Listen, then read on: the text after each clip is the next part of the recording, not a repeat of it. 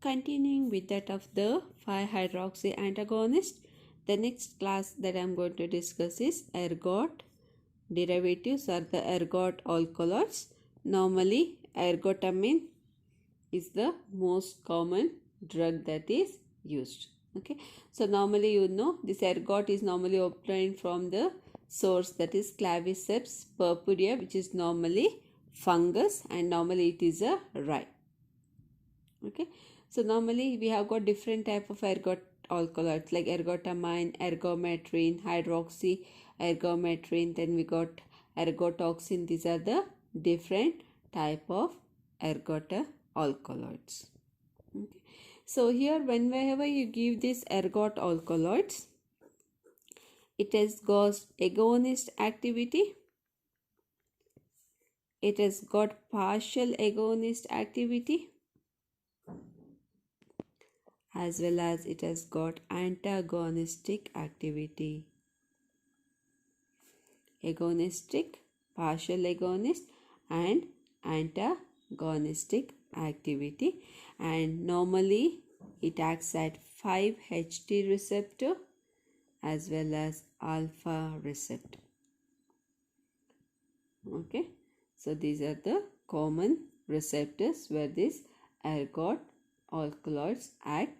Since they act at these various receptors, so normally the pharmacological actions of this ergotamine is very complex.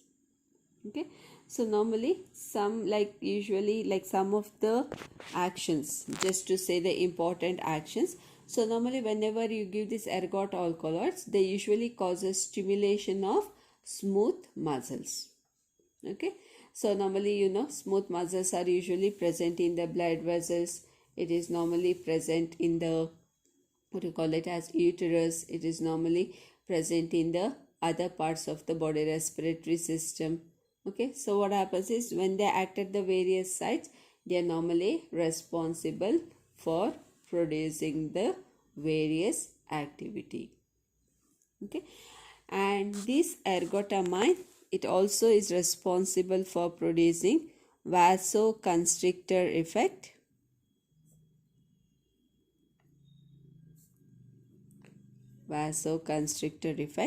because of that it might be responsible for causing gangrene.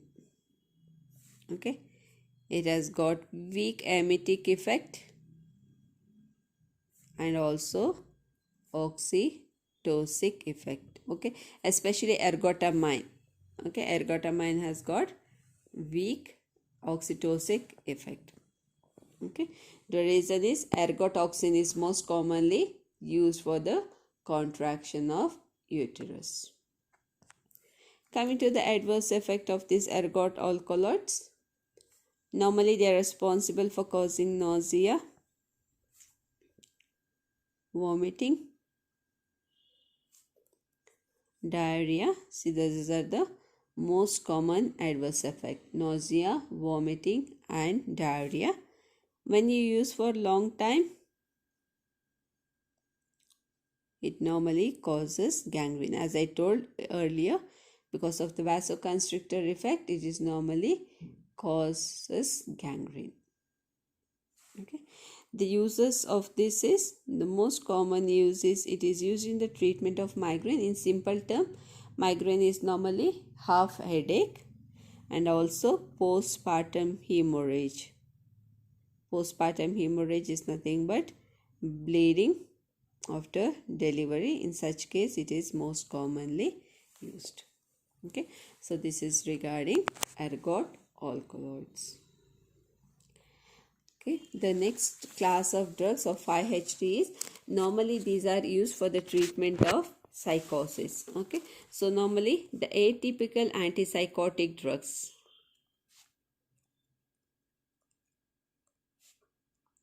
Atypical antipsychotics are more commonly, again, which act on 5-HT receptors.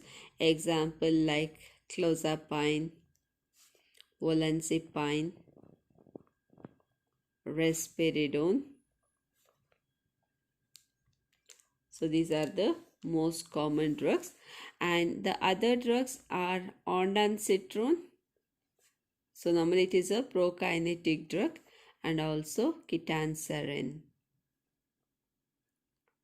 Catancerine. Okay, so if you take the first drug, clozapine, so this clozapine normally block 5-HT2A, or it usually blocks 5-HT2C receptors.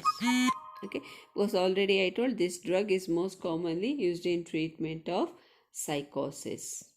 Okay, if we take olanzapine also, it is also acting on most commonly on blocking 5-HT2A receptor. Okay, but the most common adverse effect of this olanzapine is normally it is responsible for causing weight gain. Okay, third drug is risperidone. Okay, so risperidone also acts on 5-HT2C receptors, but here it doesn't cause much of weight gain, but anticholinergic side effects are most common with that of risperidone. Okay, the next drug, these two drugs do not come under atypical, but they are used as 5-HT antagonist. The first one is ondansetron. So this ondansetron normally it blocks 5-HT2 receptor. It blocks 5-HT3 receptor. Okay, so normally this drug it is usually given to prevent vomiting. Okay, so especially the vomiting what you get after the radiation therapy, that sort of vomiting is normally prevented by this ondansetron. Okay, the next drug is Catancerine. So this Catancerine normally it acts on 5-HT2 receptors.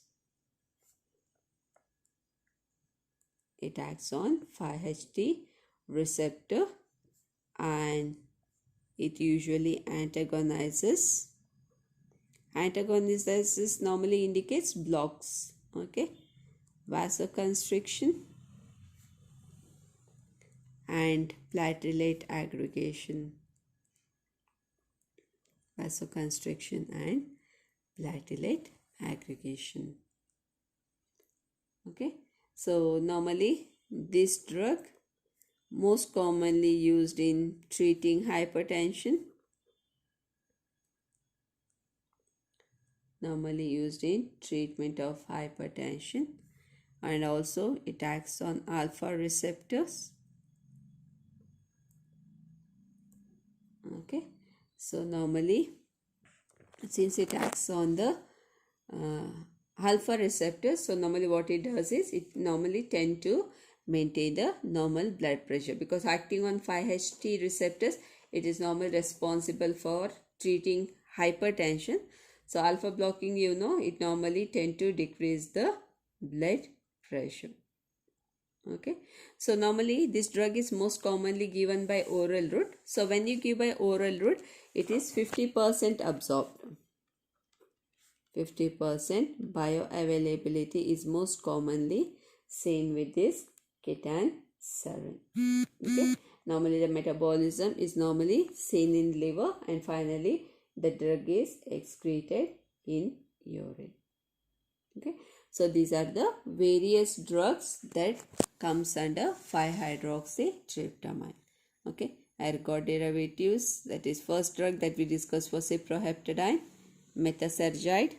Okay, then ergot alkaloids, then the atypical antipsychotics. Okay, because these drugs will be studied in detail, but just I've told which are the drugs that blocks the 5-HT receptors.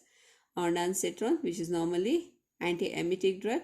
Catancerine, okay, which acts on 5-HT2 receptors as well as blocking of alpha receptors. Okay, so that covers the topic 5-hydroxytryptamine receptor blocker.